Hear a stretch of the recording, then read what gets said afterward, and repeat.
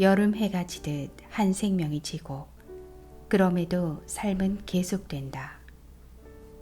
안개가 자욱한 길을 가고 있는 것 같아도 지금 우리는 인생의 가장 아름다운 한 구간을 지나는 중이다. 안녕하세요. 클라우디아입니다. 매년 유력한 노벨문학상 후보로 꼽히는 중국에서 가장 영향력 있는 작가 옌 랭커의 작품 그의 여름끝을 소개합니다. 그의 여름끝은 가장 유력한 노벨문학상 후보로 옌 랭커의 대표 소설집인데요. 옌 랭커는 중국 대표 작가로서 평단의 극장과 대중의 호응을 이끌어내는 작품을 많이 썼지만 아이러니하게도 그의 몇몇 작품들은 판매 금지 조치되면서 수많은 논란과 비판이 뒤따랐다고 합니다. 그의 여름끝 역시 금서로 지정되면서 중국에서는 정식 출간되지 못했다고 합니다. 하지만 평단에서는 신군대 소설이 대대적인 발전이자 신사실주의의 수학이라는 극찬과 함께 폭발적인 이슈를 일으키며 주목을 받았다고 하는데요.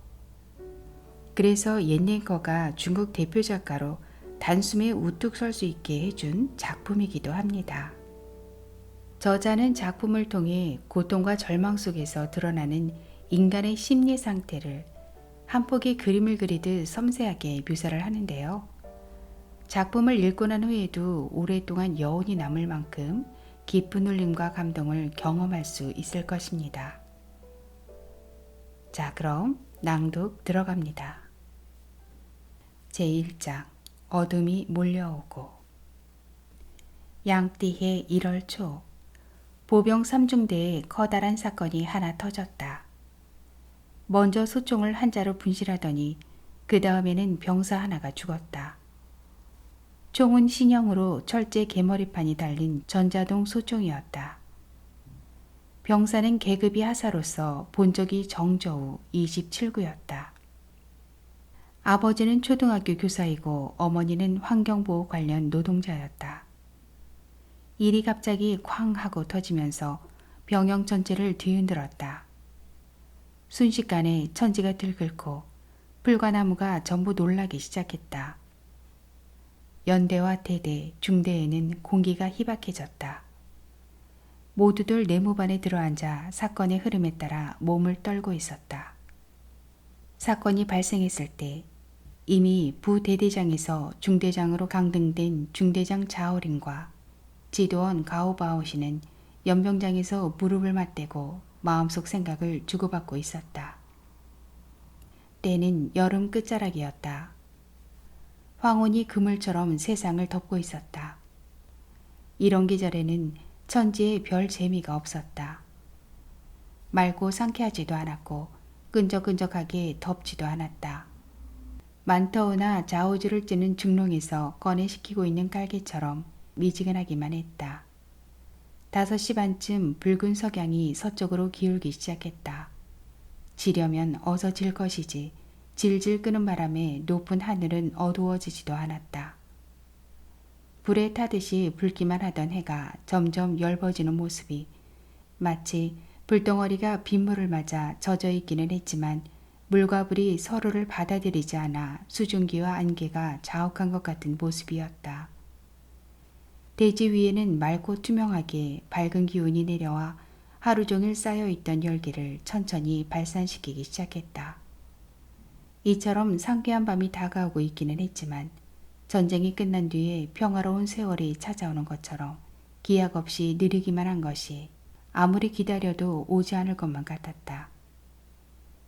밤의 느린 발걸음은 마치 늦게 밭가리에 나서는 늙은 소 같았다. 해가 지고 황혼이 내릴 때까지 이 짧지만 느리고 지루한 시간이 부대의 영내에서는 하루 가운데 주말에 해당하는 부분이었다. 초병이 등 뒤로 보이는 군영은 변함없는 하나의 세계였다. 국내외를 막론하고 옛날이나 지금이나 한결같은 모습이었다. 보병 3중대의 병영은 허난성 동부에 주둔하고 있었다. 위둥이라 불리기도 하는 이곳은 도시에서 아주 멀리 떨어져 백리 안에 산 하나 보이지 않고 끝없는 평원에 말 한 마리 지나가듯 광야에서도 외떨어진 촌락이었다. 저녁 식사가 준비되면 병사들은 우르르 연병장으로 모여들어 자리를 깔고 간부들이 듣기 싫은 말들을 하고 간부들이 보기 싫어하는 짓들을 했다. 게다가 전부 출신지별로 무리를 지어 어울렸다. 모기를 비롯하여 온갖 벌레들이 많을 때이지만 실내는 아직 몹시 더워 오래 앉아있기가 정말 힘들었다. 마침 주말을 맞은 터라 병사들은 대부분 중대 안에 있지 않았다. 자오리는 소대의 침실을 한 바퀴 돌면서 순찰을 하고 나와 중대본부 입구에서 걸음을 멈췄다. 맞은편에서 대대장의 부인이 자전거를 타고 다가오더니 옷깃을 스치고 지나가면서 한 줄기 향기를 뿌리자 순간 마음 한구석이 텅 비는 것이 느껴졌다. 물건을 전부 다른 곳으로 옮겨버린 빈 창고 같았다. 또 약간의 어지러움도 느꼈다. 두말할 것도 없이 대대장과 교도원, 부대대장은 오늘 밤 집으로 돌아가 천륜을 누릴 것이다. 그들의 가족들은 부대를 따라와 연대사택구역에 각각 방 3칸의 거실이 하나인 집을 배정받아 넉넉하고 운치 있는 생활을 하고 있었다. 천당이라고까지는 할 수 없겠지만 신선 노름인 것만 분명했다. 자오리는 대대장이 아름다운 마누라가 주말을 함께 보내기 위해 자전거를 타고 대대장을 맞으러 왔다는 것을 잘 알고 있었다. 그녀가 자오린의 옆을 스치고 지나갈 때 자오린이 형수님 하고 그녀를 불렀다. 어쩌면 그녀가 못 들었을지도 모르고 가볍게 대꾸했을지도 모를 일이었다. 어쨌든 자오린은 제대로 듣지 못했다. 그녀가 자오린을 불렀을 때 자오린은 대답은커녕 그림자도 보이지 않았다. 이렇게 자오린은 어금니를 앙다물고 성냥을 한 개비 꺼내 귀를 후비면서 두 눈은 내무방 건물을 둘러싸고 있는 담장을 바라보고 있었다. 군영 밖의 지평선에는 신선한 노을빛이 기복하는 강물처럼 출렁이고 있었다. 지는 해가 작은 배처럼 그 위에 떠 있었다. 너무나 훌륭한 풍경이었다. 자오리는 이런 풍경에 몰입하다가 문득 대대장 마누라가 자기 등 뒤에 있는 길가에 자전거를 세워놓고는 치맛바락을 벌럭이며 대대본부를 향해 걸어 들어가는 모습을 목격했다. 자오리는 귀를 파면서 자전거 위로 눈길을 던졌다. 허리를 구부려 손을 뻗었다. 그런 다음 엄지와 식지를 비틀어 자전거 뒷바퀴를 눌러보았다. 재빨리 성냥개비를 타이어의 기문 한가운데에 꽂아 넣었다. 그러고도 모자라는지 몸을 일으켜 자전거 뒷바퀴를 세게 걷어찼다. 그러면서 중얼거렸다. 이 자오린의 마누라도 언젠가 부대를 따라 영내로 들어와 이런 세월을 보내게 될 거야. 이 자오린은 마음만 먹으면 얼마든지 애인도 구할 수 있다고. 화를 내다가 씩씩거리며 허리를 펴고 몸을 돌리는 순간 지도원이 바로 등 뒤에 서 있었다. 라오자오, 자네가 어떻게 이런 짓을 할 수 있나? 젠장, 저 여자 남편은 나랑 같은 해에 입대했는데 어떻게 대대장이 지위에 오르게 된 거야? 지도원이 말했다. 자오린, 그런 얘기는 나한테만 하게. 자오린이 지도원의 얼굴을 쳐다보았다. 알아. 지도원 자네가 내 바람막이이자 전우이며 친형제 같은 존재라는 건 잘 알고 있다고. 그렇다면 자네에게 사실대로 말해주지. 관도에는 두 갈래 길이 있네. 자네가 찾을 수 있나 두고 보겠네. 지도원은 잠시 생각에 잠겼다가 말을 이었다. 사실 정말로 출세하고자 한다면 그리 어려울 것도 없네. 명도는 진정한 인재들이 실제로 오를 수 있는 길이고 암도 또한 단 한마디로 정의할 수 있지. 체면을 차리지 말라는 것일세. 지도원은 원래 간부 간사였다. 그는 이런 말을 할 때면 항상 성인이 경전을 읽듯 깊이 생각해서 하곤 하는데 이번에는 입에서 나오는 대로 가볍고 편하게 거침없이 내뱉는 것 같았다. 마치 한눈에 위둥이 병영을 내려다보고 베이징 시내로 가로지르는 것 같은 태도였다. 그의 이런 태도에 자오리는 잠시 멍한 표정을 지었다. 지도원이 말했다. 대대장이 어떤 길을 걸어왔는지 아나? 똑똑한 사람들은 항상 변신에 능한 법일세. 이 말에 두 눈이 휘둥그레진 중대장이 지도원의 얼굴을 빤히 쳐다보면서 말을 받았다. 나가서 좀 걷지. 지도원이 그렇게 하자고 승낙했다. 두 사람은 영내의 도로를 따라 걸었다. 동에서 서로, 남에서 북으로 걸으면서 서경의 말을 입으로는 하지 못하고 발로 밟기만 했다. 말하자면 두 사람 모두 농촌에서 군형으로 큰 걸음을 한 처지였다. 군인이 되어 같은 부대에 근무하면서 서로 가까운 인생 목표를 갖고 있었고 그 보조 역시 자연스럽게 일치할 수밖에 없었다. 입대와 진급의 어려움에 대해 언급하다가 마침내 1979년이 자위 반격에 관해 얘기할 때쯤 두 사람의 발길은 이미 대연병장에 이르러 있었다. 연병장은 신무 정도 크기의 정사각형으로 병영 건물 한가운데에 자리 잡고 있었다. 주위에 심어놓은 조지초가 태양의 마지막 빗줄기를 연한 갈색으로 물들이면서 희미하게 수초 냄새를 풍기고 있었다. 사병들은 여기저기 작은 무리로 흩어져 잡담을 나누거나 술을 마시고 있었다. 짙은 남색의 맥주병이 나무 손잡이 수류탄처럼 숲을 사이에 여기저기 쌓여 있었다. 연병장의 상공에는 느슨한 황토바람이 불면서 병영 밖 깊은 가을의 달콤한 냄새를 날라다 주었다. 자오린과 지도원은 사병들을 피해 연병장 맨 남쪽 구석으로 와서는 두터운 풀 위에 엎드렸다. 그들 바로 뒤쪽에는 널따란 사격장이 있었다. 두 사람의 발이 관역 하단에 걸렸다. 몸이 편안하고 기분도 좋았다. 이 순간 석양은 완전히 가라앉았고 황호는 눈 깜짝할 사이에 모습을 감추면서 어둠이 두 사람을 조용히 감싸주었다. 하얀 달이 몇 가닥 구름에 걸려 움직이고 있었다. 흩어진 솜부스러기와 칼날 하나가 수면 위를 떠가는 것 같았다. 가는 물줄기가 귓속으로 흘러들어오는 것처럼 귀뚜라미 울음소리가 두 사람의 몸을 촉촉하게 적셔주었다. 마음마저 아주 정갈하게 씻기는 듯한 기분이었다. 아주 높고 먼 곳의 정갈한 풍경을 바라보면서 자오리는 한동안 입을 굳게 다물고 있다가 지도원에게 말했다. 나는 삼중대에서 5년이나 중대장을 했고 3번이나 연임을 했으면서도 한 번도 오늘 밤처럼 그들과 마음을 터놓고 얘기를 나눠본 적이 없었어. 지도원이 몸을 돌려 자오린을 쳐다보며 말했다. 그건 왜인가? 자오린이 말했다. 젠장, 그들은 전부 도시 사람들이라 도둑놈 심보인데다 입만 열었다 하면 거짓말을 하기 때문이지.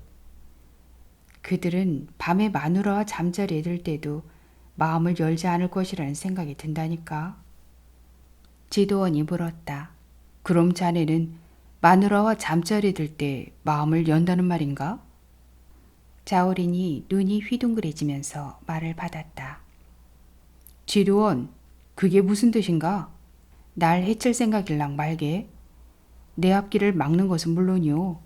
내 마누라와 아이의 일생을 망쳐서도 안 된단 말일세. 지도원이 풀밭에서 몸을 일으키며 말했다.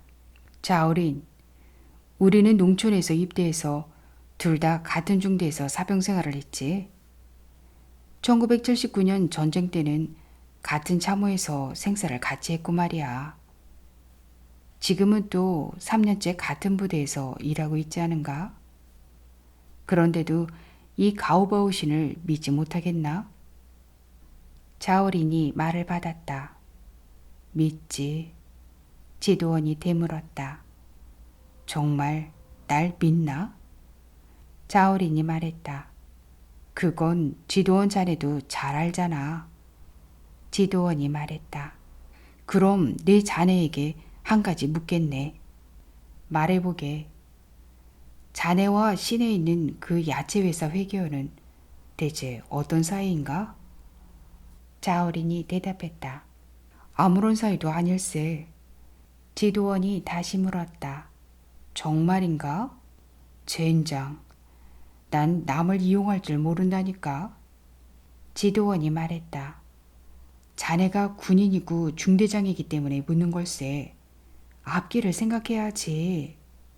자어린이 말을 받았다. 사람이 양심이 없어서는 안 되는 법일세. 맞아, 양심이 없어서는 안 되겠지. 또다시 침묵이 흘렀다. 아주 긴 침묵이었다. 지도원이 다시 풀밭 위에 엎드리더니 팔을 괴었다 빼었다 하기를 반복하며 물었다. 라우자오, 어떤가? 이 가오바오신이 지도원 노릇을 잘하고 있다고 생각하나?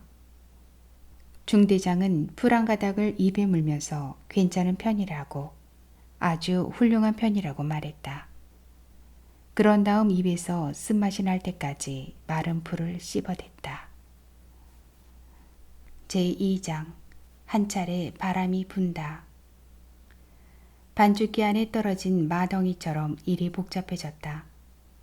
자오리는 정말로 성내 야채회사로 왕회계를 찾아갔다.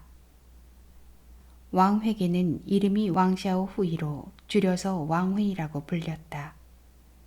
흔히 예쁘고 똑똑하다는 말은 그녀를 두고 하는 말이었다. 올해 30이 채 안 된 그녀는 지역 재경학원을 나온 전문대생으로 졸업하자마자 재정국으로 발령이 난 후부터 출납 업무를 담당하기 시작했다. 얼굴이 예쁜데 학력도 괜찮은 편이라 재정국장은 그녀를 자기 며느리로 맞아들이지 못해 안달이었다. 이리저리 어르고 달래보았지만 황후인은 끝내 국장의 제안을 받아들이지 않았다. 그 결과 국장이 퇴직하기 직전에 그녀는 월급도 제대로 나오지 않는 야채회사로 발령이 나고 말았다. 출납 업무를 맡던 그녀가 사방에 결제를 부탁하러 다녀야 하는 말단 회계원으로 전락한 것이다. 자오리는 바로 이 시기에 그녀를 알게 되었다. 남부 전선에서의 전쟁이 세계를 향해 종전을 선언한 지 2년이 지난 뒤였다. 하지만 중국과 베트남 국경에서 소규모 충돌과 전투는 계속 이어지고 있었다. 군대에서는 시도 때도 없이 어떤 부대가 남부전선으로 교대 훈련을 떠난다는 소식이 전해지곤 했다. 전쟁이 완전히 끝난 것이 아니다 보니 사회에서는 군인에 대한 뜨거운 관심과 사랑이 가득했다. 뒤늦게 도착한 조수가 해변 여기저기를 때리고 있는 것 같았다. 4년 전 이른 봄, 자오린이 막 3중대 중대장으로 부임했을 때였다. 그는 몸속에서 피가 끓을 정도로 일에 대한 열정이 대단했고 어서 빨리 부대대장이 되어 마누라와 아이들을 영내로 데려올 수 있도록 보직이 다시 도시 지역으로 조정되기만 간절히 바라고 있었다. 게다가 남부전선의 전투에 참전한 것이 참전이 아니라 교대 훈련이었다 해도 자신과 자신이 속한 부대는 이미 한번 지나쳐 왔기 때문에 또다시 차례가 돌아오지 않을 것이라고 마음속으로 굳게 믿고 있었다. 부대가 더 이상 전쟁에 동원되지 않을 것이고 어렵사리 천신만고의 사병 생활을 거쳐 전선에 있다가 구사일생으로 평안하고 안전한 후방으로 왔는데 대대적으로 자신의 웅지를 펼치지 못할 이유가 어디 있단 말인가. 중대장에서 부대대장으로, 부대대장에서 대대장으로 올라가지 못할 이유가 어디 있단 말인가. 설마 대대장이나 사단장은 태어나면서부터 대대장과 사단장의 운명을 타고났단 말인가? 그들 역시 농촌에서 군대에 입대했고 높아야 중학교 정도의 문화 수준을 가지고 있지 않은가. 소문에 따르면 사단장은 중학교조차 다니지 못하고 초등학교를 졸업하자마자 사병으로 입대했다고 한다. 지금 갖고 있는 중학교 졸업장은 어떤 관계를 통해서 고향에 있는 학교 신상기록부에 보충해 넣은 것이다. 그때 자오리는 처음 삼중대에 부임하여 불같은 열정을 보이고 있었고 온몸에 고든 기운이 넘쳤었다. 다음 달에 있을 대대 무술경연에서 1등을 목표 삼아 매일 12시간씩 부대를 훈련시켰고 못해도 2등은 하겠다는 각오를 다지고 있었다. 3등을 할 경우에는 이를 패전이자 지독한 불명예로 간주할 심산이었다. 그러던 어느 날 오후 중대장이 한창 전술훈련을 진행하고 있을 때였다. 취사반의 그 병원이 헐레벌떡 달려와서는 야채 회사에서 찾아온 사람이 중대에서 야채 구매용으로 산 새 자전거를 끌고 가려 한다고 보고했다. 자전거를 못 끌고 가게 하자 중대의 솥단지 등을 마구 집어던지는 바람에 중대 100여 명의 사병들이 밥도 물도 먹지 못하게 되었다는 것이다. 자오린이 말했다. 그러는 이유가 뭐라던가? 그 병원이 말했다. 중대에서 외상값 327위안을 갚지 않았답니다. 이미 갚은 걸로 아는데 장부에는 400여 위안만 갚고 아직 327위안을 갚지 않은 걸로 되어 있더라고요. 이제 내일하고 모레는 저희 중대가 뭘 먹고 버텨야 하나요? 자어린이 말했다. 자네는 그 병원이라는 사람이 그렇게 계획성 없이 지출을 하면 어떻게 하나? 식비를 수입에 맞지 않게 초과 지출을 하면 어떻게 하냐란 말이야. 그 병원이 말을 받았다. 중대장님, 지난달에 우리 중대가 갈비를 먹었던 것은 제가 계획한 것이 아니라 중대장님이 생활개선 차원에서 갈비를 준비하라고 지시하셔서 그랬던 겁니다. 중대장이 팔을 허공에 휘두르며 말했다. 훈련 강도가 그렇게 센데 갈비 한 끼 먹은 것이 뭐 그리 잘못된 일이란 말인가? 그 병원이 고개를 숙였다. 갈비 한 번 먹는데 100위안이 넘게 들었습니다. 지난주에는 또 음식을 추가해서 중대 전원에게 홍수육을 먹이라고 하셨잖아요. 홍수육 한 번 먹는데도 100위안이 넘게 들었단 말입니다. 중대장이 말했다. 이런 연병할, 천하의 말을 달리게 하면서 말에게 풀을 먹지 못하게 하는 법이 어디 있단 말이야.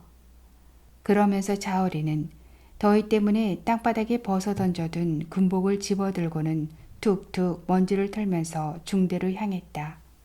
이로써 비극의 서막이 열렸다. 사람의 정벌전쟁이 시작되었다. 화살이 사정거리밖에 안 되는 연병장에서 중대까지의 길을 자오리는 빠르게 걸어 취사반 문 앞에 이르렀다. 과연 한 사람이 혼자 자전거 핸들을 붙잡고 있는 모습이 눈에 들어왔다. 이에 허리에 천을 두른 2명의 취사병이 채소를 담으려고 자전거 뒷자리에 설치한 철사 광주리를 붙잡고 있었다. 서로 힘들여 다투지 않고 멍하니 서 있기만 하던 병사들은 그가 오는 것을 보고는 광주리에서 손을 놓아버렸다. 그러자 자전거를 끌고 가려던 사람은 더 이상 끌지 않고 자전거를 그대로 놓아둔 채 몸을 돌렸다. 뜻밖에도 여자였다. 뜻밖에도 미인이었다. 뜻밖에도 젊었다. 자오리는 원래 거칠게 화를 내므로써 먼저 상대를 제압해버릴 생각이었다. 좋아, 당신이 감히 부대까지 쳐들어와서 강탈을 해? 겨우 몇백 위안 가지고 이런 소란을 피운단 말이야. 이 중대가 어떤 부대인 줄 알아? 방금 베트남 전선에서 돌아온 부대란 말이야. 그곳에서 이중대 사병 9명이 희생되었고 24명이 부상을 입었다고. 아직 뜨거운 피가 마르지 않았고 시신이 식지도 않았단 말이야. 그런데 겨우 몇백 위안 빚진 거 가지고 부대까지 찾아와 이렇게 난리를 피우는 거야? 이렇게 일단 상대를 놀라게 한 다음 돈을 갚겠다고 약속하면서 자연스럽게 돈 갚는 일을 미룰 생각이었다. 하지만 뜻밖에도 상대가 여자였다. 어깨까지 흘러내린 머리, 남색의 스프링코트 차림에 굽이 높은 하이힐을 신고 있었다. 얼굴은 그토록 희고 부드러웠고 눈과 눈썹이 잘 어울리게 배합되어 화를 낼 때면 둘 다 한꺼번에 위로 치켜 올라갔다. 중대장은 분수를 틀려 선생님에게 굴욕을 당한 중학생처럼 그녀 앞에서 아무 말도 하지 못했다. 그녀와 마주선 자오리는 그녀의 얼굴에 지는 햇빛이 고스란히 몰리면서 타원형 얼굴이 붉고 촉촉한 빛으로 물드는 것을 목격했다. 그 붉은 빛은 자오린과 마주친 것으로 인해 더 두터워지지도 않았고 자오린이 나타난 것으로 인해 더 엷어지지도 않았다. 그 빛은 화가 나 있는 그녀의 얼굴에 그대로 응결되어 있었다. 그녀의 얼굴에 분홍빛으로 빛나는 금박을 한 겹 입혀놓은 것 같았다. 그녀가 말했다. 자오 중대장님이신가요? 그가 말했다. 네, 그렇습니다만. 그녀가 말했다. 저희 야채 회사에서는 지금 직원들에게 월급을 못 주고 있어요. 모든 기관들이 야채를 구입하면서 외상을 해놓고는 돈을 갚지 않았기 때문이죠. 그가 물었다. 우리 삼중대가 갚아야 할 돈이 얼마나 됩니까? 327위안이에요. 따라오세요. 그녀는 그를 따라 그의 숙소로 들어가 방문 입구에 서 있었다. 그가 앉으라고 자리를 권했지만 그녀는 앉지 않았다. 고맙다는 인사도 하지 않았다. 그냥 그렇게 서서 그가 외상값을 주기만 기다렸다. 그는 서랍에서 수첩을 하나 꺼낸 다음 그 사이에 끼어져 있던 돈 210위안을 다 털었다. 취사반의 사병들에게도 각자 가지고 있는 돈을 추렴하여 몇십 위안을 마련했다. 그리고 그 돈으로 그녀에게 외상값을 갚았다. 그녀는 곧장 떠났다. 문갓쯤 이르러 그녀가 고개를 돌리면서 물었다. 이 중대에서는 앞으로도 저희 야채회사에 와서 물건을 구매하실 생각이신가요? 오라고 하면 가지요. 그녀가 말했다. 앞으로도 계속 오세요. 매번 현금으로 지불해 주시면 월말에 전체 구매액의 5%를 리베이트로 드릴게요. 그가 물었다. 리베이트라는 게 뭡니까? 중대장님네 중대가 저희 회사에서 물건을 산 가격의 총액 가운데 비례에 따라 중대장님 개인에게 일부를 돌려드리는 겁니다.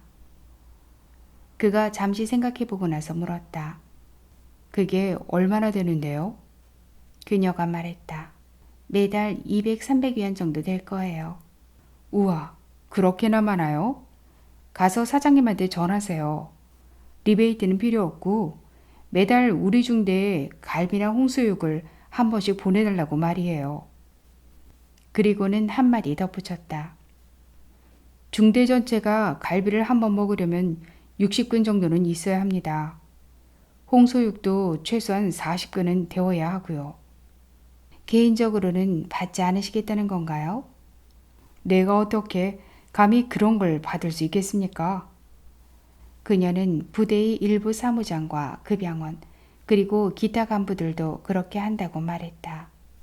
정말입니까? 내게는 그런 배짱이 없어요. 그녀는 그렇게 물러갔다. 한 차례 바람이 분 것 같았다. 시원한 냉기와 함께 바람이 가버렸다.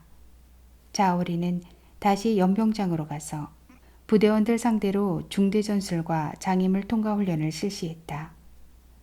그 일은 이렇게 지나가 버리고 그저 말만 주고받았던 것이었는데 뜻밖에도 말일이 되자 왕후이가 정말로 60근의 갈비를 중대로 보내왔다.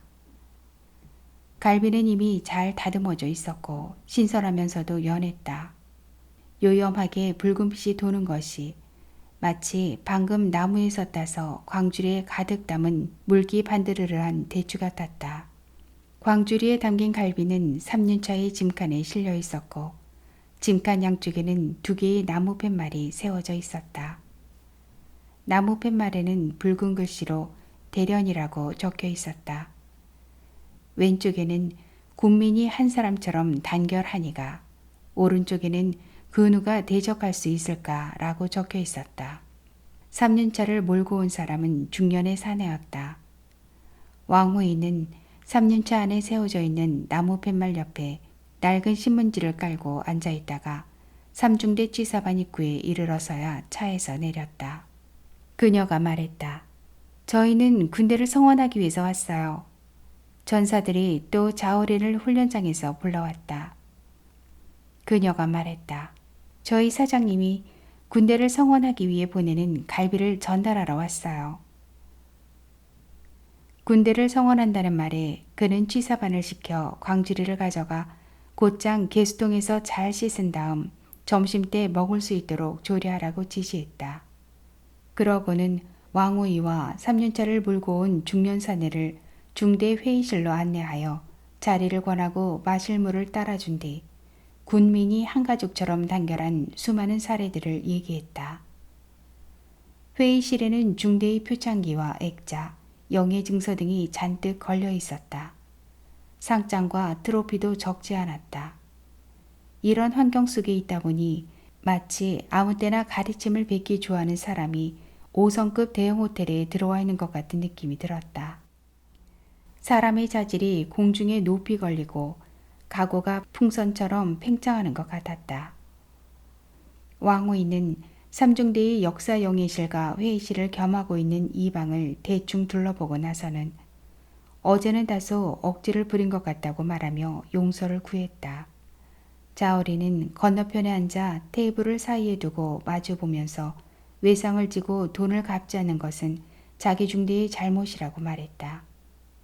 왕후이는 해방군은 전국 인민이 본받아야 할 학습 대상이라고 말했다. 그러고는 전사들이 국가를 보위하기 위해 멀리 고향을 떠나 생활하는 만큼 계란과 오리알, 육류 등을 많이 먹어야 한다면서 사실 자기네 회사에서 돈을 받지 말아야 정상이라고 덧붙였다. 자오린이 말했다. 지금 같은 사회주의 시장 경제에서 물건을 주고 돈을 받지 않으면 직원들이 어떻게 생활할 수 있겠습니까? 왕후이가 말했다. 자오 중대장님, 정말 저희 같은 민간인들의 사정을 헤아릴 줄 아시는군요. 저희는 원래 인민을 위해 군대에 들어와 국가를 보위하고 있는 겁니다. 왕후이가 말했다. 목이 좀 마른 것 같네요. 물을 좀 드시죠. 왕후이가 부끄러운 듯이 웃으며 말했다.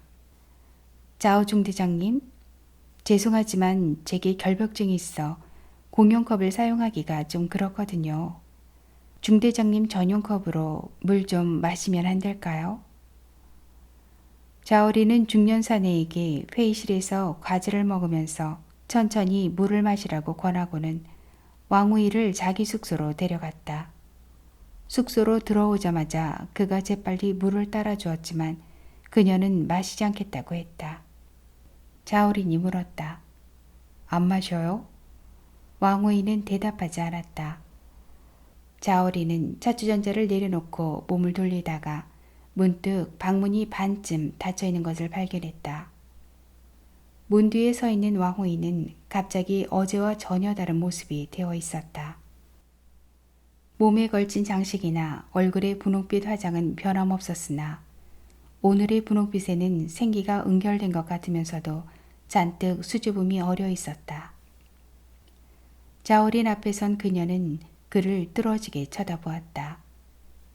그는 멍한 눈으로 침대에 걸터 앉아 벽에 걸려있는 나무틀 액자를 바라보고 있었다. 액자 안에는 이등공 훈장 증서가 들어있었다. 그녀가 물었다. 전투에도 참가하셨었나요? 그가 말했다. 우리 삼중대에서 5년 이상 근무한 장사병들은 전부 전투를 경험했죠. 그래서 이등공 훈장을 받으셨군요. 그가 웃으면서 대답했다. 그야 상부에서 저를 격려하느라 준 거지요. 그녀는 등에 메고 있던 서류 가방에 손을 넣어 물건을 하나 더듬어 꺼낸 다음 그의 침대 가장자리로 다가가는 것 같더니 이내 몸을 돌려 가버렸다. 몇 년 후 자오리는 이 장면을 회상할 때마다 그녀가 몸을 돌릴 때 머리카락이 어깨 위로 휘날렸던 것을 기억했다. 그녀의 가는 목은 마치 옥을 깎아놓은 것 같았다.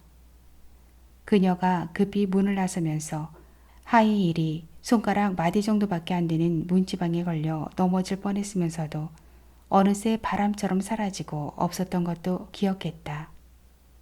자오리는 약간 답답했다. 그녀의 모습이 완전히 사라지고 난 뒤에 그는 침대에서 그녀가 손수건으로 말아 내려놓은 물건을 펼쳐보았다. 아주 통속적이면서도 유혹적인 향기가 풍기는 초콜릿 사탕이었다. 그리고 편지도 한 통 있었다. 누런 크라프트지로 된 봉투 안에 담긴 편지지에는 다양한 색채의 꽃무늬와 하늘색 가지와 잎새가 인쇄되어 있었다. 편지지에는 정말로 하늘이 흔들리고 땅이 진동할 한마디가 쓰여 있었다. 아직 결혼을 안 하셨으면 중대장님께 시집가고 싶어요. 날이 밝아오기 얼마 전이었다.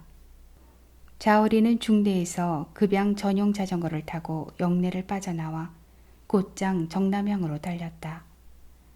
자전거 체인 소리가 요란했다. 마치 진과 북, 현악기가 동시에 어지럽게 울려대는 것 같았다. 부대에서 20리도 채 안 되는 곳에 펼쳐진 아스팔트 길이 별빛 아래서 검푸른색으로 보였다. 길 양쪽의 농지에는 사람 키 절반 정도 되는 옥수수가 왕성하게 생장하면서 공기 중에 비릿하면서도 맑은 냄새가 가득했다. 목구멍을 타고 들어온 바람이 차가운 우물물처럼 가슴을 스쳐 지나갔다. 20리 길을 가려면 반 시간이면 충분했다.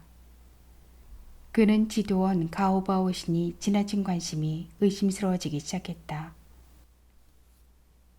총을 분실한 것이 어떻게 왕호이와 연관이 있을 수 있단 말인가.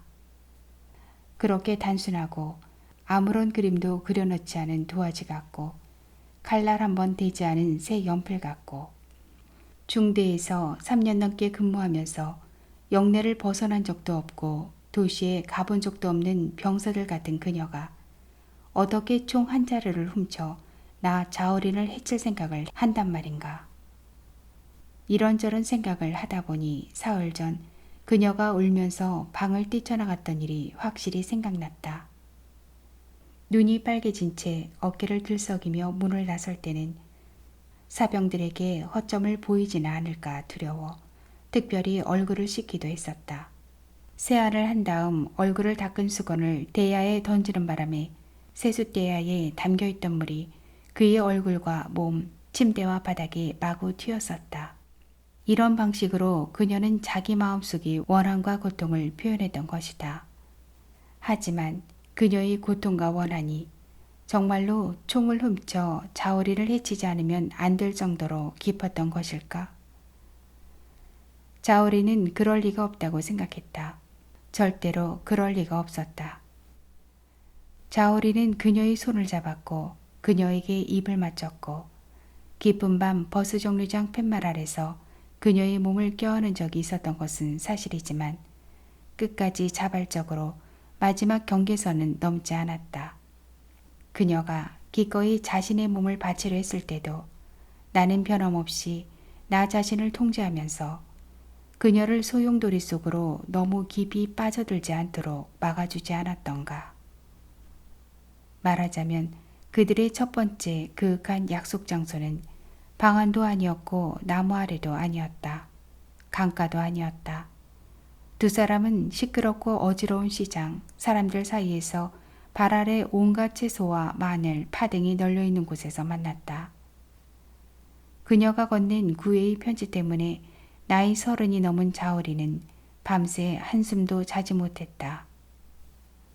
30여 년 동안 학교에서나 농촌에서 군대에서 그리고 장교가 된 후에도 그에게 구애를 하나 가시는 단 한 명도 없었고 그에게 좋은 감정을 드러낸 여자도 없었다. 그는 자신이 그녀와 결혼을 할 수 없다는 사실을 잘 알고 있었다. 자기 딸이 이미 4살이라 이웃에 가서 소금이나 기름을 얻어오는 심부름을 할 수 있을 정도였다. 그가 그녀와 결혼을 한다면 그것은 중혼죄에 해당했다. 하지만 그녀의 편지는 그에게 설탕물로 갈증을 해소하는 듯한 달콤함을 가져다 주었다. 그는 그녀가 준 사탕을 꺼내 절반은 중대의 통신원과 문서, 부중대장 등에게 나눠주고 나머지 절반은 서랍 속에 잘 감춰두었다. 그런 다음 그 다음 날이 바로 일요일이라 직접 성내에 가서 식재료 가격을 알아보고 계획성 있게 식사를 준비할 수 있게 하겠다며 급양원과 함께 성내로 갔다. 성내에 도착한 그는 급양원에게 끌려다니며 자유시장의 무와 배추, 달걀, 돼지고기, 콩나물, 파, 마늘 등의 소매 가격을 알아보고 이를 일일이 수첩에 기록했다. 마지막으로 오후가 되어서야 그는 진모시장에 있는 야채회사의 간이 매장으로 찾아갔다. 간이 매장은 성내의 얼다오가 한가운데 자리 잡고 있었다. 사방에 기둥이 세워져 있고 기둥 사이에 천막이 쳐져 있었다. 위에는 흰 플라스틱 패널로 지붕을 얹어 대충 엮어놓은 상태였다. 이곳이 바로 야채회사의 진지였다. 그가 급양원과 함께 진지 안으로 들어서자 채소 썩은 고약한 냄새가 코를 찔렀다. 반쯤 썩어 시꺼멓고 푸르딩딩하게 변한 온갖 야채에서 뿜어대는 고약한 악취가 매장을 가득 날아다니는 것을 목격할 수 있었다. 그가 말했다. 자유시장보다 공기가 더 안 좋은 것 같군. 그에게서 몇 걸음 떨어져 뒤따르고 있던 급양원이 말을 받았다. 여기는 구경이라 무얼 팔든지 군수가 모자라진 않습니다. 매장은 그리 크지 않았다. 방 2칸 정도의 너비에 길이는 방 17칸 정도였다. 양쪽의 높이 1m 정도의 콘크리트 매대가 설치되어 있고 그 위에 채소류와 육류, 어류 등으로 코너가 구획되어 있었다. 두 사람은 이 콘크리트 매대 사이를 걷고 있었다. 식재료를 사러 온 사람들이 시끄럽게 떠들면서 지나다니는 광경이 마치 뜨겁게 달궈진 찜통 같았다. 자오리는 맨 처음에는 정말로 매대 위에 놓인 물건들의 가격을 유심히 살폈다. 그러다가 육류 코너에 이르렀을 때쯤 눈앞이 어지럽기 시작하더니 물건 가격도 희미하게 보였다. 마침내 그는 육류와 계란 코너 사이에 테이블 앞에 서 있는 왕우이를 발견했다. 테이블 위에는 주판과 계산기, 그리고 돈을 쓸 때 손가락을 적시기 위해 마련된 물 먹는 스펀지가 하나 놓여 있었다. 이런 풍경은 24살이었던 그가 분대장으로 있을 때와 다르지 않았다. 처음 가족을 만나러 고향에 내려가 아내 마잉링이 집에 갔을 때도 가슴이 몹시 쿵쾅거렸었다. 수많은 소설에 묘사되듯이 가슴속에 미친 듯이 달리는 토끼 한 마리가 들어있는 것 같았다. 급양원은 그와 어깨를 나란히 하고선 쉴 새 없이 물을 비롯하여 온갖 야채들을 가리키며 말했다. 이곳은 무가 자유시장보다 한 근에 반폰 정도 비싼 것 같습니다. 이번에는 마늘을 가리키며 말했다. 자유시장보다 5번 정도 싼 것 같아요. 하지만 물건이 별로 좋지 않네요. 자유시장의 마늘은 아주 크고 깨끗하거든요. 문제는 마늘을 한 자루 사서 중대로 가져간 다음에 열어보면 그 안에서 돌덩이나 벽돌이 하나씩 나온다는 겁니다. 그런 돌덩이나 벽돌 무게가 엄청나거든요. 그는 이렇게 급양원의 설명과 여러 매장에 대한 소개를 들으면서 걷다가 왕우이를 발견했다. 왕우이도 그를 보았다. 그 순간 두 사람은 몸이 그대로 굳어버렸다. 그는 왕우이의 얼굴에 홍조가 번지는 것을 발견했다. 이마에 가늘게 빛나는 땀방울도 맺혀 있었다. 다행히 그는 이미 결혼한 몸이었다. 다행히 그는 군인이었고 일개 중대의 수장이었다. 옆에는 또 그 병원을 대동하고 있었다. 손을 뻗어 주머니에 넣은 그는 허벅지를 세게 긁어댔다. 흥분에서 벗어나기 위한 몸부림이었다. 그러고는 대담하게 왕후이에게 다가갔다. 우연히 길에서 아는 사람을 만난 것처럼 황급히 그녀에게로 다가갔다. 계란을 파는 매대를 지나는 순간 계란을 파는 사람이 큰 소리로 외쳤다. 해방군, 이리 와서 계란 좀 사가세요. 오리알도 있어요. 아주 쌉니다. 자어린이 그 병원에게 지시했다. 가서 계란과 오리알 가격을 좀 알아보고 오게. 그런 다음 곧장 왕회계의 테이블 쪽으로 다가간 그는 얼굴에 미소를 띠며 장사가 아주 잘 되는 것 같다고 말했다. 왕회의는 아무 대꾸도 하지 않고 천천히 의자에서 일어났다. 손님에게 돈을 거슬러 주기 위해 뻗은 손이 허공에 그대로 멈춰버렸다. 어지럽게 오가는 사람들을 바라보며 자오린이 말했다. 장사가 아주 잘 되는군요. 왕후이는 이마에 흘러내린 머리칼을 걷어 올리고는 손으로 이마에 맺힌 땀방울을 닦았다. 그녀가 말했다. 오늘은 일요일이잖아요. 그가 말했다. 장사가 매일 이 정도라면 보너스가 월급보다 많겠네요. 오늘은 일요일이라서 그렇다니까요. 중대에 갈비를 보내주셔서 정말 감사합니다. 살점이 정말 많더군요. 그녀는 입술을 달싹거리긴 했지만 끝내 아무 말도 하지 않았다. 그가 그녀를 빤히 쳐다보며 말했다. 우리 중대에 오셨을 때는 제가 과주와 차를 대접했는데 제가 찾아오니 물도 한 잔 안 주시는군요. 그녀는 그제야 그가 왜 왔는지, 그가 자신에게 뭘 해주기를 기다리고 있었는지를 알 것 같았다. 그녀는 그가 얘기하는 틈에 얼른 몸을 빼내 고기 몇 근을 들고 있는 노부인에게 거스름돈을 건네주고 생선을 파는 아주머니를 이모라고 부르면서 몇 마디 당부를 해놓고는 마지막으로 서랍을 잠근 뒤 자우린을 끌고 나와 매장 바로 앞에 있는 영업 사무실로 들어갔다.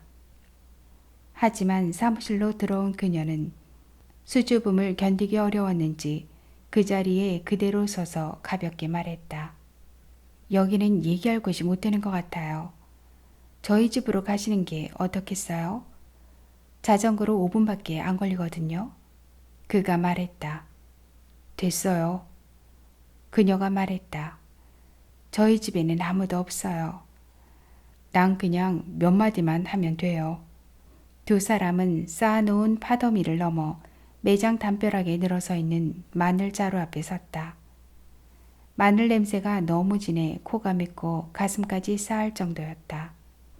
마늘 자루 사이마다 배춧잎과 푸른파가 발에 밟히면서 주위가 코를 찌르는 악취로 가득했다. 이런 분위기에서 그가 그녀에게 말했다. 샤오왕, 내가 올해 몇 살인지 알아요? 그녀는 그를 잠시 바라보다가 다시 고개를 돌려 마늘자루를 바라보았다. 그가 또 말했다. 우리 집 귀염둥이가 벌써 4살이에요. 그녀는 아무 말 없이 집요하게 마늘자루만 쳐다보았다. 제가 영웅이라고 생각해서 편지를 보냈던 것이겠죠. 그녀는 그를 힐끗 쳐다보고는 다시 눈을 내리깔았다. 부대에는 나보다 영웅적인 인물들이 수두룩합니다. 샤오왕은 전문대학 출신인데다 일을 시작한 지 1년이 넘었잖아요. 그런데 어째서 이렇게 대학도 안 나온 사람처럼 유치하게 구는 겁니까? 그는 잠시 머뭇거리다가 다시 입을 열었다. 나도 잘 모르겠어요. 사람이 전투 한번 치르고 나면 빌어먹을 영웅이 된다는 걸 말이에요. 영웅이라고 해서 또 멋있을 게 뭐가 있겠습니까? 제발 선전에 속아 넘어가지 말아요. 그러고는 한마디 덧붙였다. 생각해봐요. 내가 샤오왕보다 9살이 더 많아요. 내가 반년만 더 일찍 태어났어도 10살 차이가 났을 텐데 우리가 서로 어울린다고 생각해요. 그는 얘기를 계속하고 싶었다. 정말 감격했다고 말하고 싶었다. 원한다면 결혼해서 부부가 되지 않더라도 오빠가 되어줄 수 있다고 말하고 싶었다. 친오빠처럼 잘해줄 수 있다고, 친오빠처럼 관심을 갖고 보살펴줄 수 있다고 말하고 싶었다. 하지만 이런 말을 머릿속에 가득 담고 뜸을 들이고 있는 사이에 그녀가 몸을 돌려 가버렸다. 아무 말도 하지 않고 가버렸다. 그는 그녀가 가면서 눈물 훔치는 모습을 보았다. 그녀가 눈물을 훔치는 순간 자우린의 가슴도 몹시 쓰리고 아팠다. 누군가 가슴을 뚫어낸 다음 차가운 눈 속에 던져버린 것 같은 느낌이었다. 옆에서 파와 마늘을 팔던 사람들이 모두 고개를 돌려 그를 쳐다보았다. 그들이 두 사람의 대화를 들었는지 못 들었는지, 그들이 회계 왕샤오 후이와 아는 사람인지 아닌지는 알 수 없었다. 걸어가는 그녀의 뒷모습을 바라보면서 자오리는 그녀가 하이힐을 신지 않았고 허리가 잘록한 남색 금우복을 입고 있다는 사실을 발견했다. 갑자기 키가 아주 작아 보였다. 비둘기가 작은 참새로 변한 것 같았다.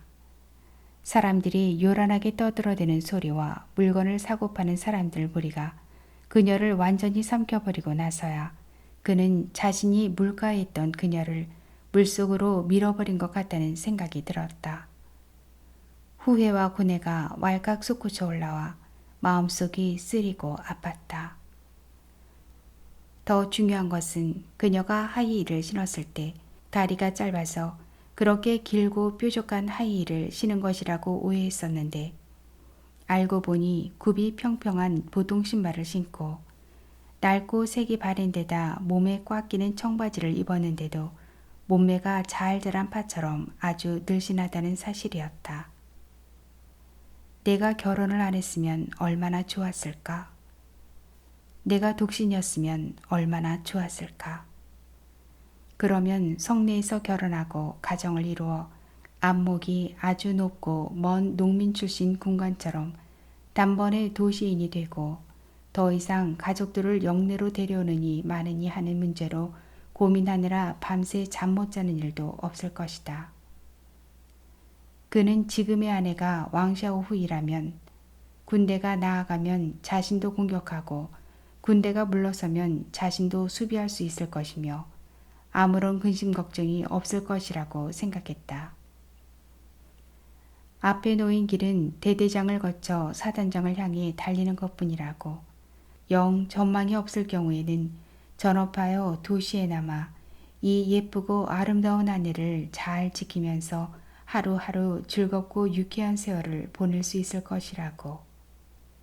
그러면 인생이 헛되지 않을 것이고 스스로 땅을 버리고 나와 군대에서 분투 노력했던 것이 헛되지 않을 것이라고 생각했다. 이는 자우린이 일생을 통틀어 혼인에 대해 처음 절감하는 후회이자 한탄이었다. 이처럼 후회만급한 상황이 이 순간에 꽝 하고 생겨나서는 몇 해가 가도록 그의 머릿속에서 꺼지지 않았다. 자우린의 자전거는 갈수록 속도가 느려졌다. 도시 외곽에 있는 후청아 다리에 이르러 자우린은 마침내 자전거에서 내렸다.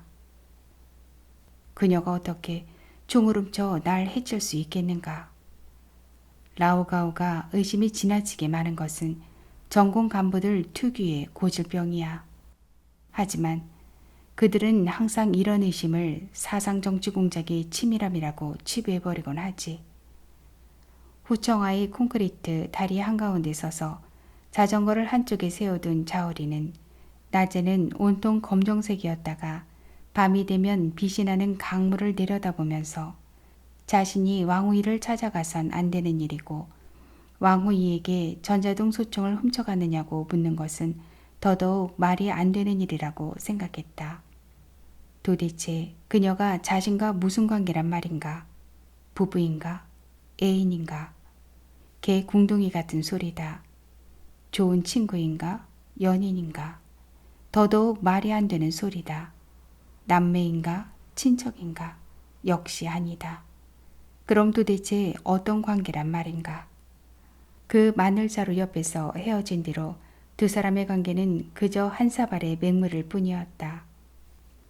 단지 자오린에게는 그 맹물이 상황이 분명하지 않을 때 왕후이가 스쳐가면서 설탕을 잘못 넣는 바람에 맛이 달달해지기도 하고 또 때로는 식초를 너무 많이 넣어 시큼할 수도 있었다. 그녀에게는 그가 잿물과 소금을 넣어 쓴맛이 나고 떫을 수 있었다. 그녀는 전과 다름없이 매달 또는 보름에 한 번씩 중대에 무료로 갈비나 엉덩이 살코기를 가져다 주었다. 그녀가 중대를 찾을 때마다 취사반이나 통신원이 군과 민은 물과 물고기처럼 친밀하다는 의례적인 말들을 건네며 중대의 영해실로 안내했고 얼굴을 닦을 물과 차를 주면서 그녀가 얼굴을 다 씻고 난 뒤 차를 마실 수 있게 했다. 그녀가 물었다.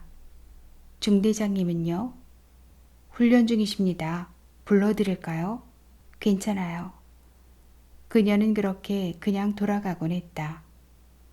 설이 되어 연하장이 한 장 날라왔다. 낙관도 없이 수신, 자오린 중대장이라고만 쓰여 있었다.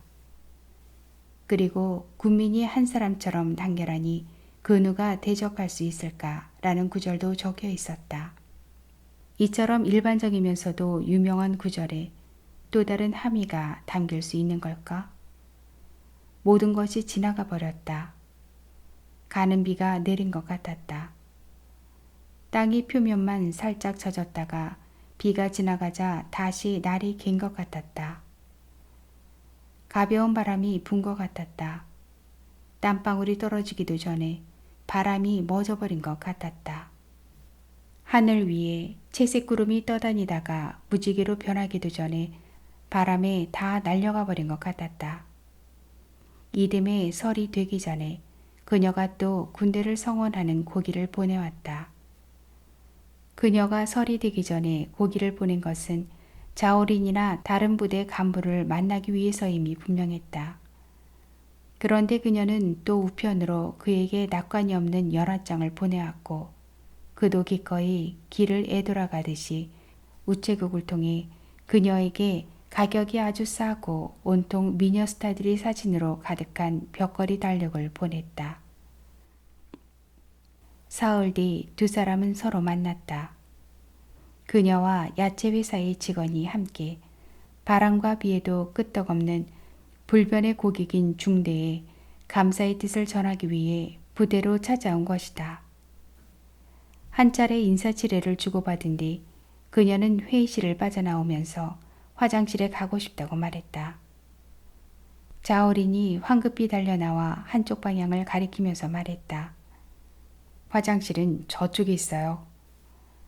그녀는 동쪽으로 몇 발짝 걸음을 옮기더니 회의실에 남아있는 사람을 피해 갑자기 입을 열었다. 자오 중대장님, 저 결혼해요. 그는 멍한 표정을 지으면서 그녀의 뒤를 따라 걷다가 지도원이 숙소 옆을 지나치며 물었다. 누구랑 하는데요? 그 사람 말고 누가 또 있겠어요? 그 사람이라뇨? 국장 아들 말이에요. 그가 억지로 얼굴에 미소를 띄었다. 잘 됐네요. 나한테도 희당을 먹게 해주는 거 잊지 말아요. 그녀도 그를 바라보며 웃었다. 그의 얼굴에 멍청하면서도 엄숙한 표정이 일었다. 그녀는 눈에 남은 여광으로 주위를 둘러보더니 곧 여광을 걷어들이고는 회의실 쪽을 바라보며 말했다. 자오 중대장님, 중대장님 말대로 할게요. 중대장님이 결혼하지 말라고 하시면 안 할 거예요.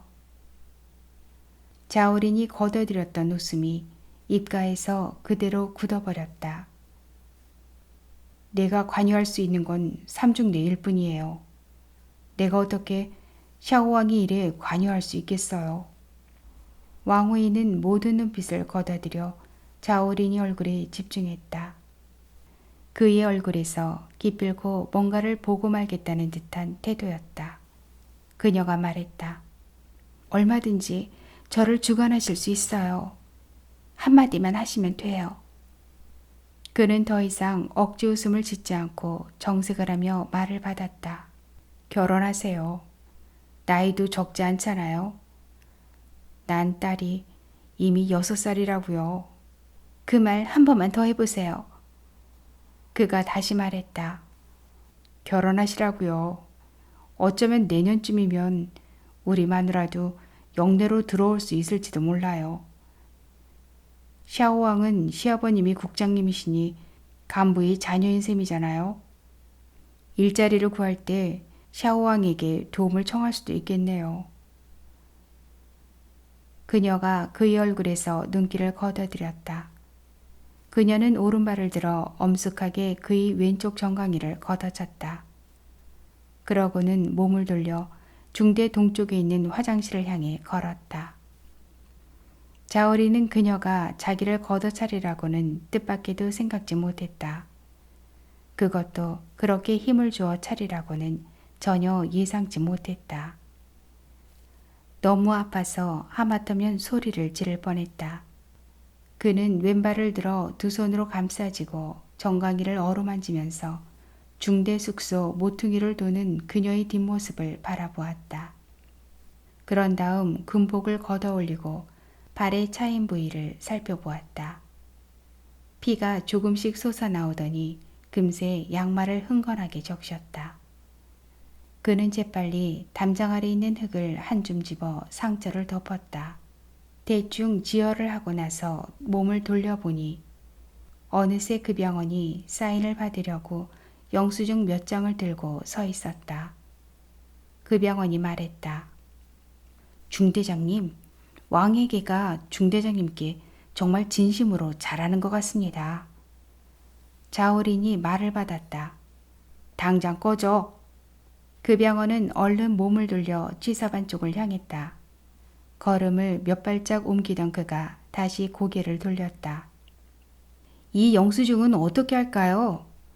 오늘 재무고에서 각 중대에 장부를 조사하라는 지시를 내렸거든요. 자오린이 말했다. 이리 가져와. 그 병원은 재빨리 도로 다가와 영수증과 미리 준비해둔 펜을 내밀었다. 사인을 받고 나서 그가 자오린에게 말했다.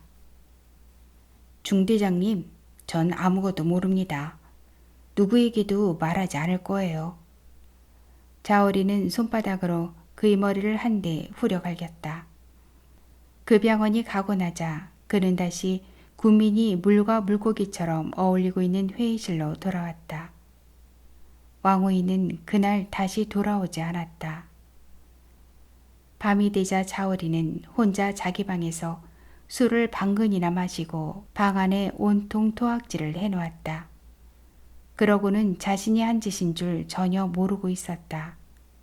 다음 날이 되어 통신원이 그가 술에 취해 눈물을 쏟고 입만 열었다 하면 왕후의 이름을 불렀다고 말해주었다.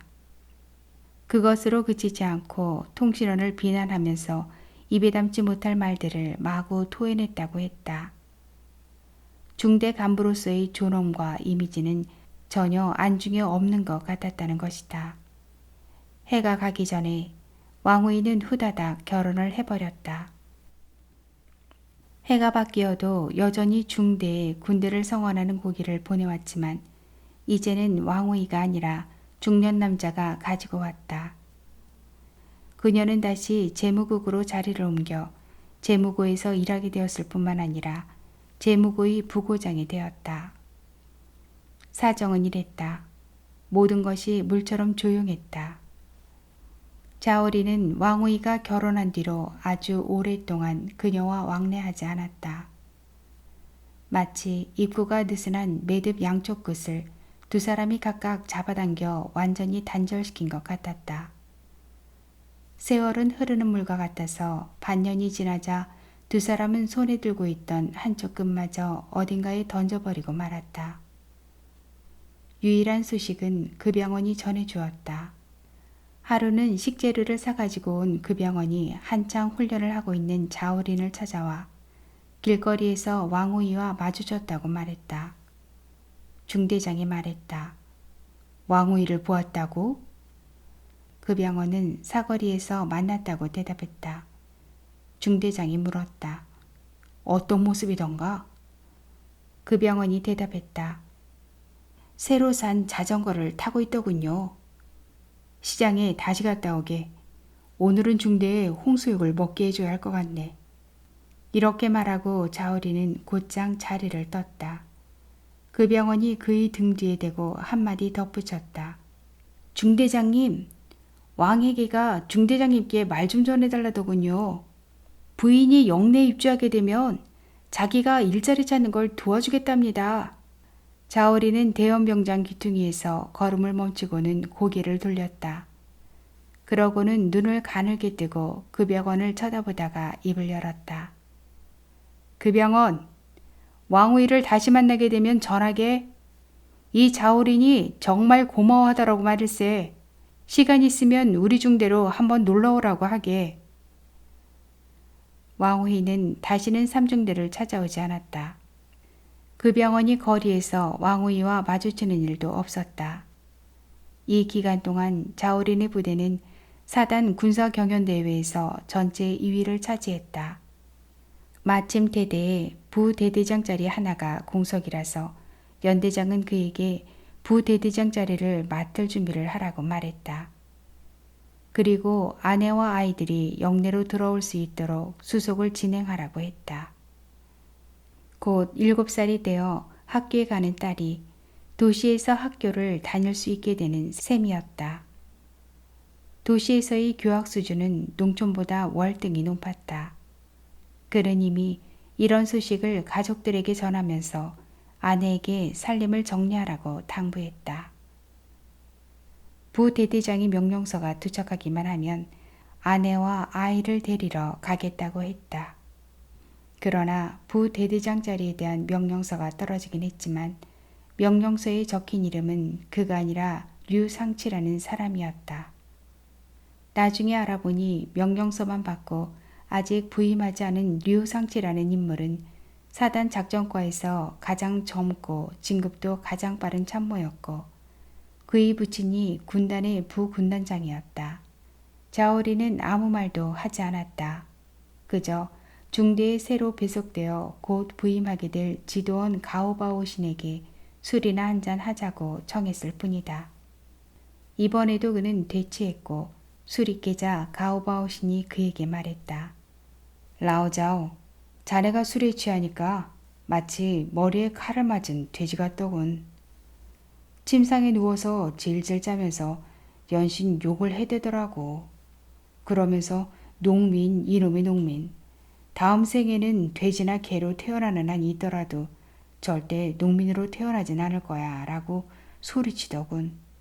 지도원은 잠시 입을 다물었다가 다시 말을 이었다. 자우린, 술에만 취해서 농민을 욕하는 게 대체 무슨 의미인가? 자우린이 말했다. 내 처지가 정말 그렇잖아.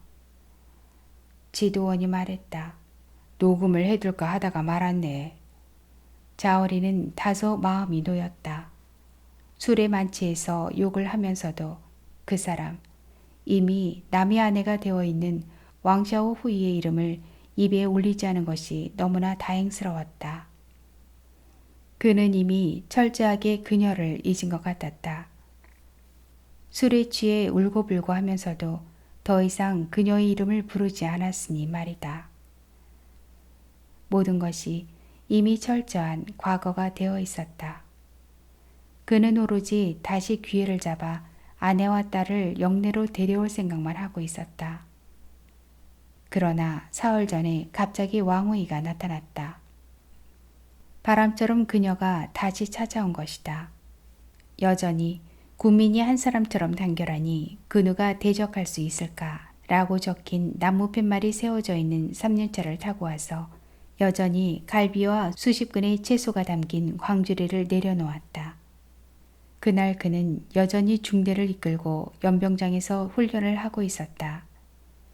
전임 급양원은 제대하여 고향으로 돌아갔고 신임 급양원이 처음으로 왕샤이 오이와 접촉하여 처음으로 지역에서 군대를 성원하기 위해 가져온 갈비를 받아놓고는 황급히 연병장으로 달려와 중대장에게 보고했다.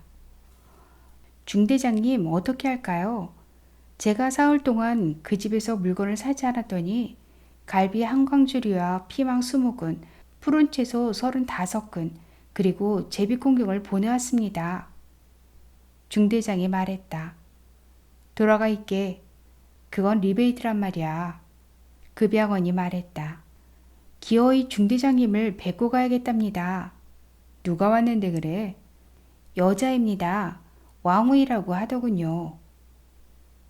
먼저 가서 갈비랑 채소를 받아놓게.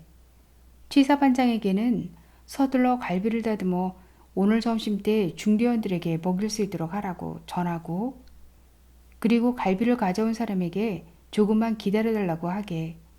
나도 이 과목 훈련만 마치면 곧장 돌아갈 테니까. 자오리는 그 병원이 중대에 도착하기 무섭게 뒤따라 당도했다.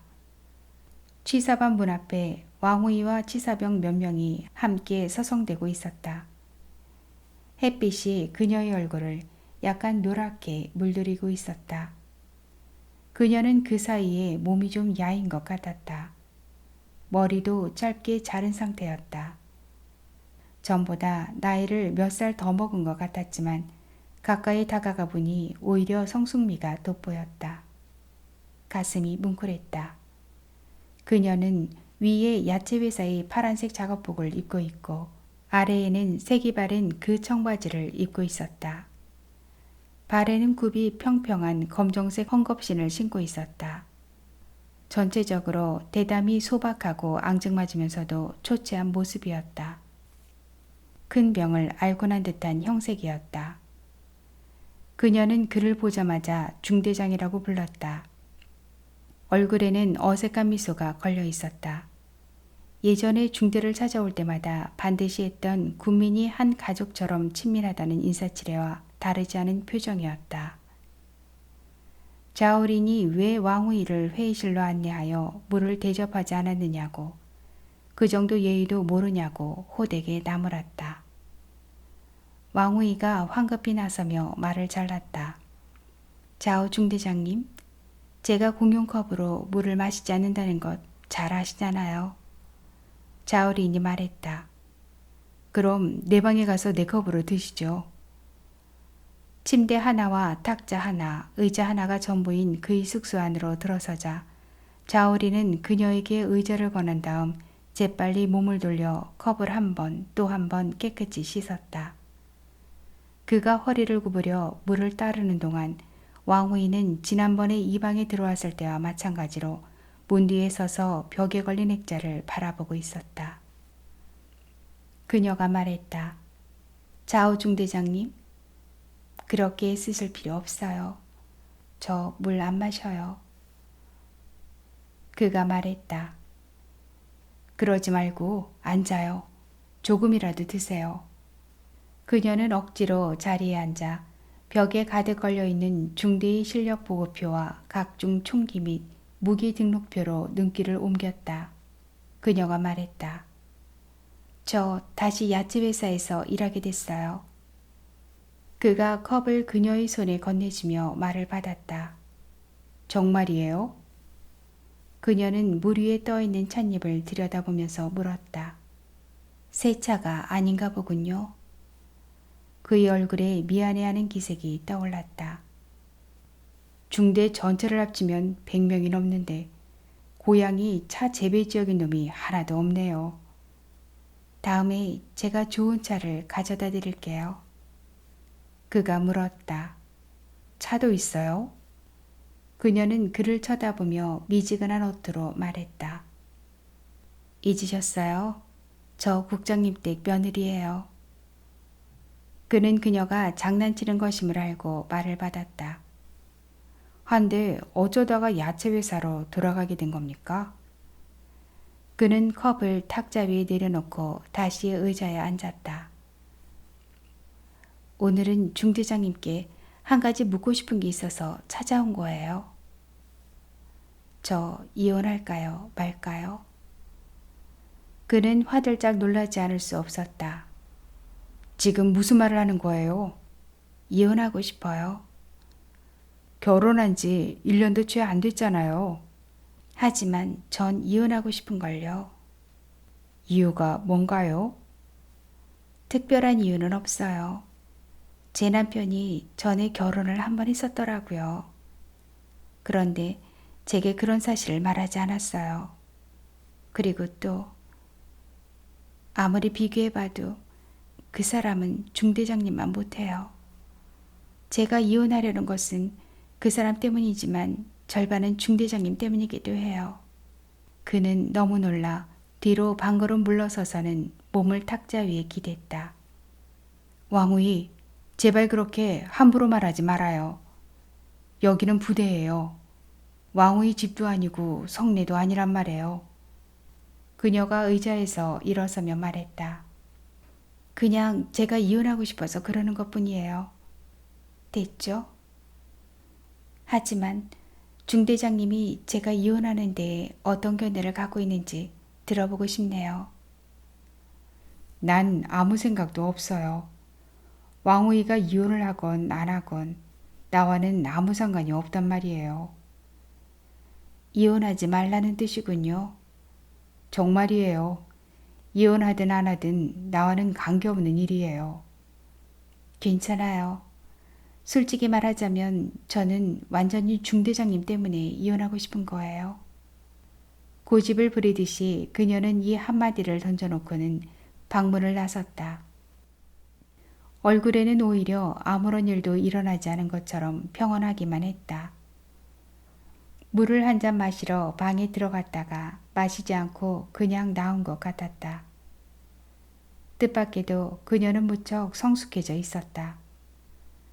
그는 그녀가 결혼을 하면서 단번에 많이 성숙해진 것이라고, 이제 한 가정이 성숙한 주부가 되어 있는 것이라고 생각했다. 자오리는 문가로 나와 왕우이를 배웅하지 않았다. 그냥 한참 동안 방 안에 나무 토막처럼 서 있었다. 그녀는 그런 사람이었다. 직선적이고 단순하며 성숙함 속에 약간의 유치함이 섞여 있는, 유치한 사람치고는 결단력이 있는, 세상 물정을 잘 아는 사람이었다. 그런 그녀가 어떻게 총을 훔칠 생각을 할 수 있단 말인가? 설마 나를 해치기 위해 그랬단 말인가? 그런 다음에는 총을 누구에게 준단 말인가? 나에게? 아니면 그녀 스스로 보관한단 말인가? 아니면 지금의 남편에게? 그녀의 남편에게 생각이 미치자 자오린이 마음속에 딩동댕 하고 벨소리가 울렸다. 그녀는 남편이 전에 한번 결혼을 한 적이 있으면서도 사전에 자기에게 그런 사실을 밝히지 않았다고 말했다. 어쩌면 이것이 모든 일의 근원이자 총을 훔치게 된 최종적인 원인인지도 모른다는 생각이 들었다. 자오리는 후청하에서 다시 자전거를 타고 성내를 향해 달리기 시작했다. 그녀가 총을 훔쳤든 안 훔쳤든, 그녀가 총을 누군가에게 주었든 안 주었든 간에 그녀를 한 번은 꼭 만나봐야 했다. 어쨌든 그는 이미 성내에 가까이 와 있었다. 이곳은 웨이둥평야 유일의 작은 도시로서 자오린의 고향과 비교하자면 거리도 훨씬 깨끗하고 건물도 높은 편이었다.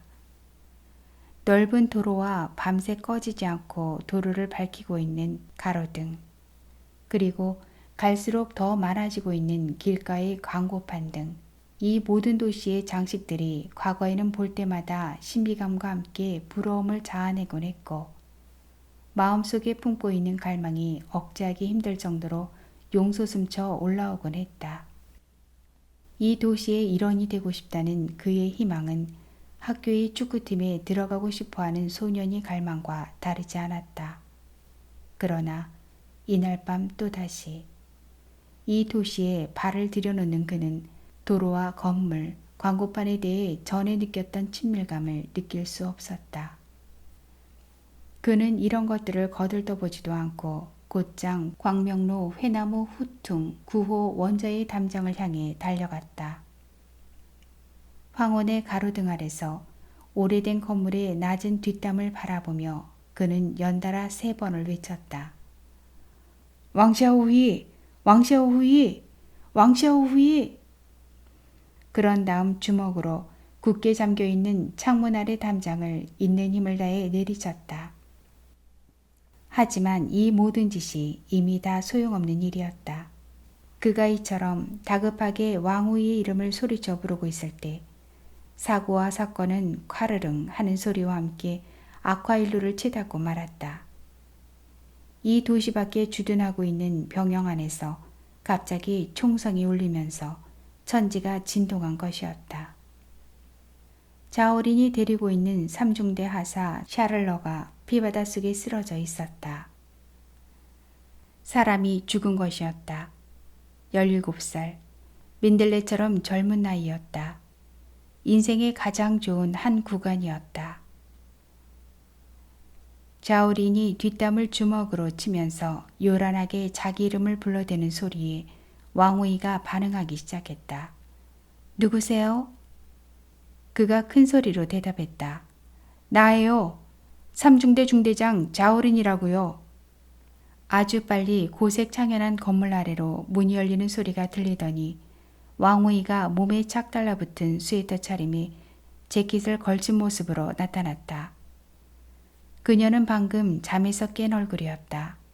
그러나 자오린을 보자 정신이 번쩍 드는지 눈을 비비더니 머리를 매만졌다. 그러고는 자오린을 똑바로 쳐다보며 말했다.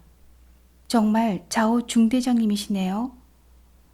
자오린은 그녀 앞에 우뚝 선 채 물었다. 내게 솔직히 말해줘요. 우리 중대에서 총을 가져갔나요? 왕후이가 말했다. 뭐라고요? 우리 중대에서 총이 한 자루 없어졌어요.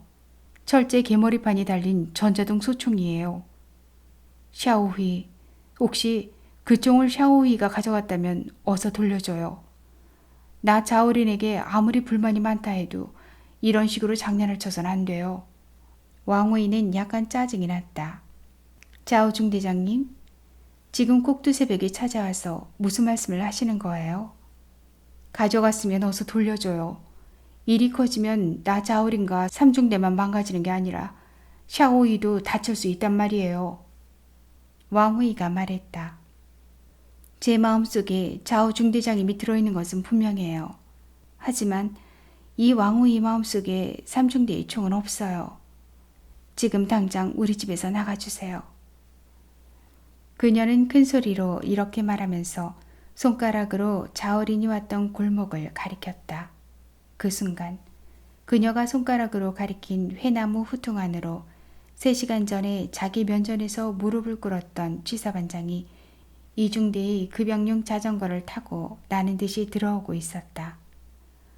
왕후이 집 앞에 도착하기도 전에 그는 목이 찢어져라 소리를 질렀다. 자오 중대장님, 총을 찾았습니다. 샤를러가 총을 쏴서 자살했어요. 자오 중대장님, 샤를러가 총을 쏴서 자살했다고요. 그가 외치는 소리가 한밤중에 메아리치며 골목 안을 온통 핏빛으로 물들였다. 자오린과 치사반장이 황급히 자전거를 타고 황후이의 집을 떠나려는 순간 황후이가 그들의 등 뒤에 대고 한마디 소리쳤다. 자오 중대장님, 내일 저는 가도사무소에 가서 이혼수속을 할 거예요. 낭독은 여기까지입니다. 소설은 지도원이 중대장에게 우리가 살면서 뭘 더 바라겠나. 자기 인생의 몫을 살아내는 것뿐이지. 자네도 자신을 너무 속박하지 말았으면 좋겠네. 꼭 왕후이를 찾아가 보도록 하게 하면서 끝이 납니다. 작가에 대해 조금 더 설명을 드리자면 중국의 현대소설가 일랭커는 1978년에 군에 입대하여 28년간 군인으로서의 삶을 살다가 1991년 해방군 예술대학 문학과를 졸업합니다. 하지만 이미 1978년부터 본격적으로 창작활동을 시작한 그는 중국에서 가장 폭발력 있는 작가라는 극찬을 받으며 전 세계의 주목을 한눈에 받고 있습니다. 제1, 2회 루신 문학상과 제3회 라오서 문학상, 프란츠 카프카 문학상 등 20여 개의 문학상을 수상했고 매해 유력한 노벨 문학상 후보로 거론될 만큼 중국의 대표 작가로 자리매김해서 지금도 활발하게 집필 활동을 이어가고 있습니다. 대표작으로는 소설 그해 여름 끝, 일광유년, 물처럼 단단하게, 레닌의 키스, 인민을 위해 복무하라, 딩시마을의 꿈, 산문집 나와 아버지 등이 있습니다. 여기까지 긴 시간 함께 해주셔서 감사합니다. 오늘도 건강하고 행복한 날 되세요. 구독과 좋아요 그리고 공유는 클라책방에 큰 힘이 됩니다.